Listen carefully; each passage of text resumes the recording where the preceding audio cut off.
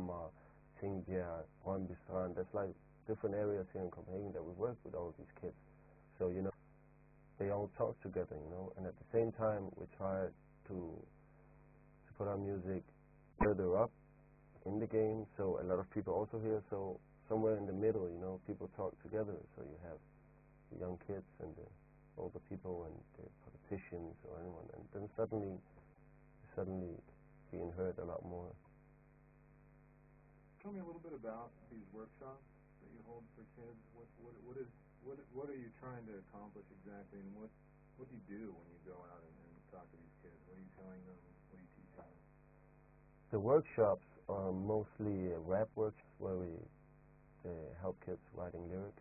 Because this whole thing with Rap Moves is about getting kids away from the streets. And that's what, actually you asked me before what hip-hop is. That's the most important thing, because hip-hop is about getting away from crime. I feel you make the music to have something else to do than going out, making trouble. For the young kids, And it does a lot to get them away only for 30 minutes or a day, be here in the studio, make some music with us, or sit in a wrap up and do something that's interesting for them.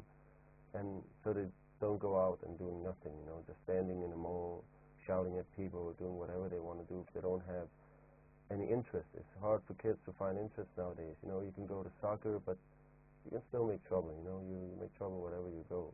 For some kids, in the suburbs that had the rough way of living, So the rap workshops is just about getting them to do something. It's a lot about writing lyrics with them. It's also either you are a person that's just not, either you're a gangster or you're not. That's actually what I found out. If you're not that type that want to yell at an old lady and walk around with a gun and play stupid all day, and rob stores or do this and that, then you shouldn't do this. Some people just want to try some things, see if it's them. Now, don't say I'm robbing stores or anything, but I was still in the environment, and I learned a lot from that. But I still studied while I was trying a lot of things. I still went to school. I was still at home with my family, because I always knew that was the most important thing. But I learned a lot of things as well. You lose a lot. You lose many important years of your life, and and it's like time stopped for 4 years, and then you don't have the record at the police isn't good. You can't get a job. You have to wait for 5 years until everything is okay again. So it did a lot of bad things for me, and I saw that it's not doing enough good for me. So that wasn't anything I wanted to. So now I just want to tell the kids, like in the rap workshop, tell them to get an education, because it's important. You're living in a country that's giving you so much. You even get money to go to school, so go to school. In different parts of the world, you have to go get 4 jobs just to buy a book so you can go to school. But these kids are getting so much and they don't even realize it. So I'm just trying to realize it. I'm just trying to speak to them.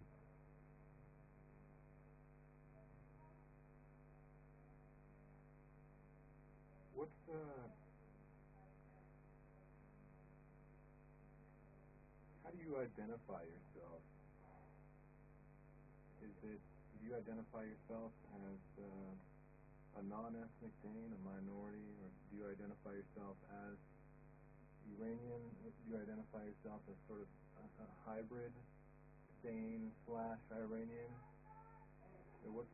How have your experiences shaped your own personal identity? What is that identity? My identity in Denmark as a person, cultural or which religion I have, I feel that I came here in '84.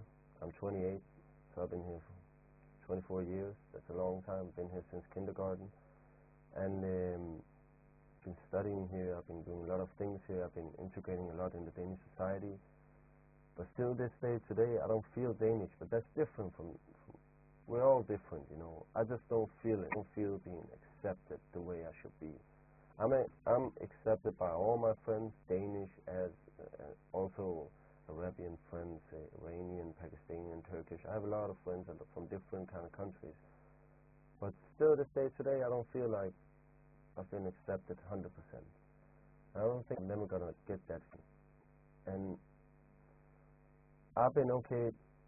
It was not easy for me, but I chose a way at one time, like doing all the stupid things that I did when I was young. I knew at one time that I had to go another way. A lot of kids get confused. Not all of them know that they have to take that way at one time. And that's also to do with if they feel they're accepted here. Because a lot of young kids, they don't feel accepted. They don't even give it a chance to feel accepted. You know, they're just, we hate Danish people, we hate this and that, and they don't care about us anyway, you know, so I'm gonna go destroy everything and not go to school, because what does it matter, you know, and we don't belong. It's the whole thing about feeling that you belong somewhere, you know. And for me personally, I don't think I feel that I belong here. You know, personally I don't feel that. And it's not a big problem, so you can do whatever.